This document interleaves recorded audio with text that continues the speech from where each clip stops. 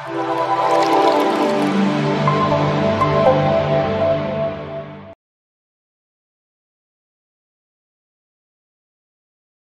శ్రీమన్నారాయణ. జ్ఞానానందవయం దేవం నిర్మలాస్ఫటికాకృతిం ఆధారం సర్వవిద్యానాం హయగ్రీవ ఉపాస్మహే. ఆపదాపహర్తారం ధాతారం సర్వసంపదాం లోకాభిరామం శ్రీరామం భూయో భూయో నమామ్యం. ఆదిత్యాయ సోమాయ మంగళాయ బుధాయ చ గురుశుక్రశనిభ్యశ్చ రాహవే కేతవే నమః. మనం ఇప్పుడు ఈ వీడియోలో జనవరి 1, 2025 నుంచి డిసెంబర్ 31, 2025 వరకు సంవత్సర ఫలితాలు తెలుసుకుందాం. అందులో ముఖ్యమైన 4 గ్రహాలే. అవి ఏంటంటే గురుగ్రహము, శనిగ్రహము, రాహుగ్రహం, కేతుగ్రహం. ఈ 4 గురించి మాత్రమే చెప్పడానికి మనకు వీలు ఉంటుంది. అంటే మిగతా గ్రహాలు అంటే రవి, బుధ, శుక్ర, కుజ గ్రహాలు ఇవి మారుతూ ఉంటాయి. కొన్ని 30 రోజులు, కొన్ని 45 రోజులు. ముఖ్యంగా శని ఒక రాశిలో 2.5 సంవత్సరాలు ఉంటాడు. గురువు సంవత్సరం, రాహుకేతువులు సంవత్సరంన్నర ఎప్పుడు కూడా అవి వక్రగతిలో సంచరిస్తూ ఉంటాయి. మానవ జీవితంలో ఈ 4 గ్రహాలు అంటే గురువు, శని, రాహుకేతువులు ప్రధాన పాత్ర వహిస్తాయి. ముందుగా మనం సంవత్సర గోచార ఫలితాలంటే ఏమిటి అనేది తెలుసుకుందాం. ప్రతి సంవత్సరము ఉగాది సందర్భంలో చేసే పంచాంగ శ్రవణంలో భాగంగా సంవత్సర గోచారాన్ని తెలియజేస్తారు. సాధారణంగా కూడా జరుగుతున్న సంవత్సరంలో తమకు సంబంధించిన శుభాశుభాలను తెలుసుకోవడం కూడా సంవత్సర గోచార ఫలితమే. ఈ విధానంలో ముఖ్యంగా ఆ సంవత్సరం శని, గురువు, రాహు, కేతువుల సంచారం ప్రధానంగా గమనిస్తారు. శని సంచరించే రాశి తమకు అనుకూలమా ప్రతికూలమా అని చూసుకోవడం అనేది ఉంటుంది. ఈ క్రమంలో తమ జన్మరాశికి శని 12, 1, 2 రాశిలో సంచరిస్తుంటే దాన్ని ఏలినాటి శని అని, 4వ స్థాన సంచారం అర్ధాష్టమ శని అని, 8వ రాశిలో సంచారాన్ని అర్ధాష్టమ శని అనే పేరుతో తెలుపుతారు. ఈ కాలాల్లో అంటే 12లో ఉంటే విశ్రాంతి లేకపోవడం, 1లో ఉంటే శరీరమైన ఇబ్బందులు, 2లో ఉంటే ఆర్థిక ఇబ్బందులు, కుటుంబ కలహాలు, 4వ స్థానంలో ఉంటే సౌఖ్యం లేకపోవడం, 8వ స్థానంలో ఉంటే ఆకస్మిక నష్టాలు, అనారోగ్యాలు తెలియజేయబడతాయి. శని యొక్క దృష్టిని కూడా పరిశీలించడం సాంప్రదాయం. శని తానున్న రాశి నుంచి 3, 7, 10 స్థానాలు చూస్తూ ఉంటాడు. ఆ రాశిలో తమ జన్మరాశి ఉన్నప్పటికీ జాగ్రత్తలు తీసుకోవడం అవసరంగా సూచిస్తారు. అంటే ఈ 3, 7, 10 స్థానాల దృష్టి ఏ రాశిపై అయితే పడుతుందో ఆ స్థానాలు కొంచెం జాగ్రత్తగా ఉండాలని శని సూచిస్తాడు. అంతేకాకుండా శని సంచరిస్తున్న రాశి తన దృష్టి ఉన్నటువంటి రాశులను తమ జన్మరాశి నుంచి ఏ భావాలు అవుతాయో ఆ భావాల విషయంలో జాగ్రత్తలు తీసుకోవడం కూడా గోచారంలో భాగమే. శని ఒక్కొక్క రాశిలోనూ 2.5 సంవత్సరాల సంచారం వల్ల ఈ గ్రహ ఫలితాలను అధికంగా గమనించడం సాంప్రదాయంలో ఉంది. సంవత్సర గోచార ఫలితాల అధ్యయనంలో శని ఫలితం చాలా కీలకమైనదని చెప్పవచ్చు. గురుగ్రహ సంచారాన్ని కూడా సంవత్సర గోచారంలో భాగంగా పరిశీలిస్తారు. గురువు తానున్న రాశి నుంచి 5, 7, 9 రాశులను చూడడం వల్ల ఆయా రాశుల వారికి అనుకూలతను తెలియజేయడం జరుగుతుంది. జన్మరాశి నుంచి 2, 5, 7, 9, 11 రాశిలో సంచరిస్తున్నప్పుడు ఆర్థిక, సంతాన, వైవాహిక సంతృప్తి, లాభాలను పొందవచ్చు.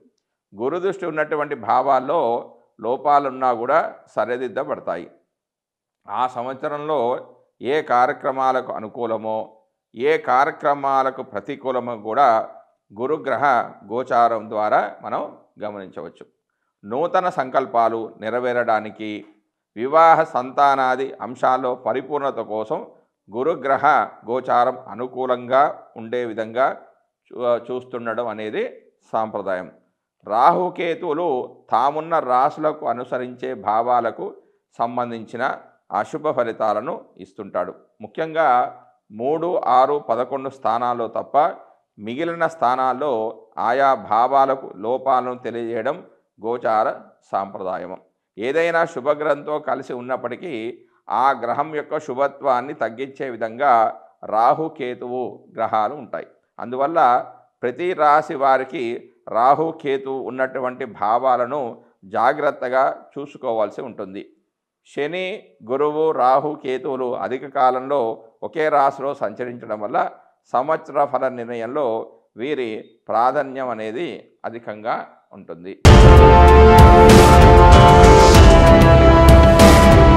కర్కాటక రాశి వారికి 2025 సంవత్సరంలో సంవత్సర ఫలితాలు. కర్కాటక రాశి వారికి జనవరి 1, 2025 నుంచి 31 డిసెంబర్ 2025 వరకు గురువు, శని, రాహు, కేతు ఇచ్చే ఫలితాలు ఈ విధంగా ఉన్నాయి. ముందుగా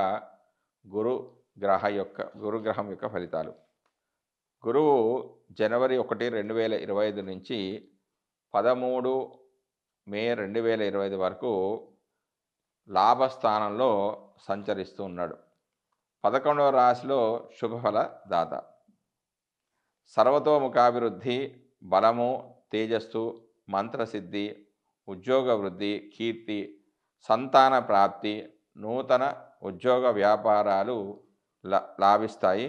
బంధు సహకారము, అధికారుల అనుగ్రహము కలుగుతుంది.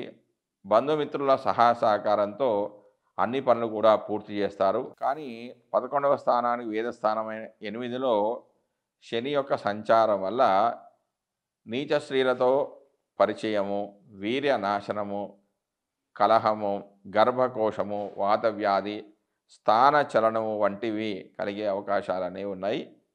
మొత్తానికి ఈ స్థానంలో గురుడి సంచారం వల్ల 50% శుభ ఫలితాలు జాతకుడు పొందే అవకాశం అనేది ఉంది.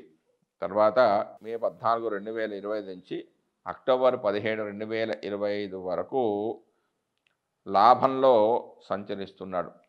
జన్మరాశి నుండి 12వ స్థానంలో సంచరించే కాలంలో పదవీ త్యాగము చేయవలసి ఉంటుంది. ఆస్తి నష్టము ఏర్పడుతుంది. బంధు వియోగము ఉంటుంది. శుభకార్యాలకే డబ్బులను బాగా ఖర్చు పెడతారు. చెడు ప్రవర్తనలకు గురవుతారు. ఖర్చులకు తగ్గట్టుగా ఆదాయం అనేది ఉండదు. అత్యధికమైన శ్రమతో అతి తక్కువ ఫలితాలనే పొందుతారు. జీర్ణకోశ వ్యాధులన్నీ ఉంటాయి. ప్రతి పనిలో కూడా ఎదురు దెబ్బలు అనేవి ఉంటాయి. వ్యర్థమైన దూర ప్రయాణాలు అనేవి చేస్తారు. 12వ స్థానంగా వేదస్థానమైన 2లో రవి వేద వలన జ్వరము అనేది కలుగుతుంది. పశువు ధననాశము, జ్వరము, పైత్యము, శూలలు, ప్రయత్న కార్యాలు చెడిపోవడం, తండ్రితో పితృవర్గం వారితో శత్రుత్వం అనేవి వహిస్తారు. ఇక కుజవేద వలన ప్రయాణము, నేత్రరోగం, వివిధ రకాల ఖర్చులుంటాయి. బుధుడి యొక్క వేద వలన జ్యోతిషాస్త్ర సంవాదము, సన్మానం, యోగ్యమైన ఆలోచనలు, గృహంలో శుభకార్యాలు, మంచి గ్రంథ పఠనం లాంటివి ఉంటే, శుక్రుడి యొక్క వేద వలన స్త్రీ సౌఖ్యము, బలము, తేజస్సు, అభివృద్ధి, సంతోషము, స్వర్ణాభరణాలు, పుత్ర సౌఖ్యం వంటివి జరుగుతాయి. ఇందులో 70% శుభ ఫలితాలు జరిగే అవకాశం అనేది ఉంది. తర్వాత అక్టోబర్ 18 నుంచి డిసెంబర్ 4, 2025 వరకు కర్కాటక రాశిలో సంచరిస్తున్నాడు. జన్మరాశిలో గురుడి సంచారం వల్ల, అంటే కర్కాటక రాశి వారు కర్కాటక రాశిలోని గురు సంచరిస్తున్నాడు కాబట్టి జన్మరాశిలో సంచరిస్తున్నట్టుగా భావించాలి. జన్మరాశిలో గురుడి సంచారం వల్ల మిశ్రమమైన ఫలితాలు వచ్చే అవకాశం ఉంది. ప్రభుత్వం నుంచి ఇబ్బందులు అనేవి ఏర్పడతాయి. అంటే పెనాల్టీస్ అనేవి కట్టే అవకాశం ఉంటుంది. కాన్సన్ట్రేషన్ అనేది లోపిస్తుంది. అంటే ఏకాగ్రత అనేది లోపిస్తుంది. అనవసరంగా దూర ప్రయాణాలు అనేవి చేస్తారు. తన ప్రత్యేక దృష్టి చేత పంచమ, సప్తమ, నవభావాలను వీక్షించడం వల్ల ఉద్యోగ అవకాశాలు అనేవి పెరుగుతాయి. పదోన్నతి, సంఘంలో గౌరవ మర్యాదలు, సంతాన మూలకంగా ఆనందం అనేది కలుగుతుంది. వివాహాది శుభకార్యాలు, తీర్థయాత్రలు, పుణ్యక్షేత్ర సందర్శనము, బంధుమిత్రుల నుంచి సహాయ సహకారాలు అనేవి అందడం లాంటివి జరుగుతాయి. తర్వాత డిసెంబర్ 5 నుంచి డిసెంబర్ 31, 2025 వరకు వ్యయ స్థానంలో, అంటే 12వ స్థానంలో సంచరించడం చేత స్థాన చలనము, వృధా ప్రయాణాలు, దుఃఖము, ధన నష్టము, అనారోగ్యంతో పాటుగా శుభవ్యయం అనేది అవుతుంది. అంటే తీర్థయాత్రలకు, శుభకార్యాలకు డబ్బులను ఖర్చు పెడతారు. తర్వాత తన ప్రత్యేక దృష్టి చేత 4, 8 భావాలను వీక్షించడం ద్వారా కొంత బంధు విరోధము, ఆందోళన, అవమానము, సంసార సౌఖ్య లోపము, అనవసరమైన శ్రమకు, దేహ కాంతి క్షీణించడం లాంటి ఫలితాలు కలుగుతాయి. అయితే 12వ స్థానానికి వేదస్థానమైన 2లో కుజ, బుధ, శుక్ర గ్రహాల వేద వల్ల అశుభ ఫలితాలు తగ్గిపోతాయి. కానీ ఈ రాశిలో కేవలం 20% మాత్రమే శుభ ఫలితాలు వచ్చే అవకాశం అనేది ఉంది. దాని తర్వాత శని యొక్క ఫలితాలు. కర్కాటక రాశి వారికి శని జనవరి 1, 2025 నుంచి 28 మార్చి 2025 వరకు అష్టమంలో సంచరిస్తున్నాడు. అంటే 8వ రాశిలో సంచరిస్తున్నాడు. ఇది అంత మంచిది కాదు. జీవనం సక్రమంగా అనేది జరగదు. అధికారుల ఆగ్రహానికి గురి కావాల్సి ఉంటుంది. ఉద్యోగ బంధము, పదవీ త్యాగం అనేది ఉండే అవకాశం ఉంది. ప్రతి పనిలో ఎక్కువ అడ్డంకులు ఉంటాయి. అధిక ఖర్చులు ఉంటాయి. ద్వితీయ వివాహం అనేది జరగవచ్చు. కోర్టుకు వెళ్ళవచ్చు. అనవసరమైన గొడవలో దిగవచ్చు. దాని తర్వాత 29 మార్చి 2025 నుంచి డిసెంబర్ 31, 2025 వరకు కర్కాటక రాశి వారికి 9లో ఈ యొక్క శని సంచరిస్తూ ఉన్నాడు. 9వ రాశిలో సంచారము వల్ల అనవసరమైన ఖర్చులు ఉంటాయి. మానసికమైన ఆందోళనకు గురి అవుతారు. భాగ్యహీనత కలుగుతుంది. ఇది తండ్రికి మాత్రం మంచిది కాదు. తన ప్రత్యేక దృష్టి చేత 3, 6, 11 భావాలను వీక్షించడం చేత పదోన్నతి, ధారాపుత్ర సుఖము, ఆరోగ్యము కుదుట పడడం, సుఖభోజనము, బంధుమిత్రుల సహకారం. 9వ స్థానాన్ని వేదస్థానమైన 6లో రవి, కుజుల వేద వలన అశుభ ఫలితాలు అనేవి గోచరించే అవకాశం అనేది ఉంది.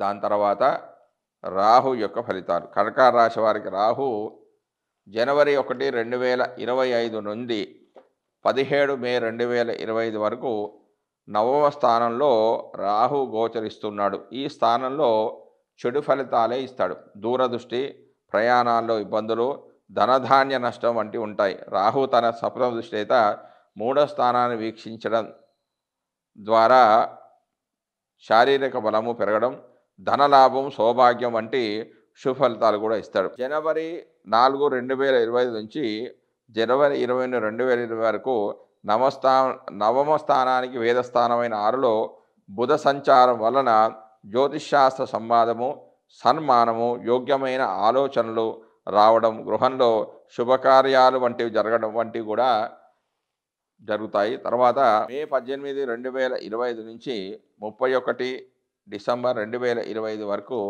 రాహు కర్కాటక రాశిలో సంచరిస్తున్నాడు. 8లో స్థితి చెంది ఉన్నప్పుడు అనారోగ్యము, ఆందోళన, క్రూర జంతు భయము, కార్యనాశనము, ప్రయాణాలు అధికంగా చేయడం ద్వారా అలసిపోవడం, ధన నష్టం, కష్టాలు లాంటివి కలుగుతాయి. ఇందులో 70% మాత్రమే అశుభ ఫలితాలు అనేవి గోచరిస్తాయి. తర్వాత కేతువు యొక్క ఫలితాలు. కర్కాటక రాశి వారి కేతువు జనవరి 1, 2025 నుంచి 17 మే 2025 వరకు చతుర్థ స్థానంలో సంచరిస్తూ ఉన్నాడు.